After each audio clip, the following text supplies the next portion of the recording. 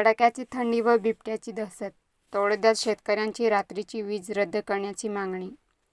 तळोदा जिल्हा नंदुरबार दिनांक 1 जानेवारी 2026 नंदुरबार जिल्ह्यात सध्या कडाक्याची थंडी असून तळोदा तालुक्यात बिबट्यासह इतर वन्य प्राण्यांचा वावर वाढला आहे.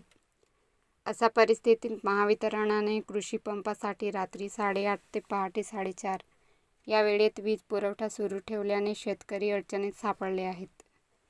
जीवाला धोका असूनही शेतात पाणी भरण्यास जावे लागत असल्याने शेतकऱ्यांमध्ये तीव्र संताप आहे. रब्बी हंगामातील गहू, हरभरा व ऊस ही पिके निर्णायक अवस्थेत असून वेळेवर सिंचन न झाल्यास उत्पादनावर परिणाम होण्याची भीती आहे. या पार्श्वभूमीवर भारतीय किसान संघ तळोदा तालुक्याच्या वतीने तहसीलदारांना निवेदन देत रात्रीचा वीज पुरवठा रद्द करून तो दिवसा देण्याची मागणी करण्यात आली. शेतकऱ्यांचा जीव मोलाचा असून प्रशासनाने तातडीने निर्णय द्यावा अशी मागणी संघटनेने केली आहे.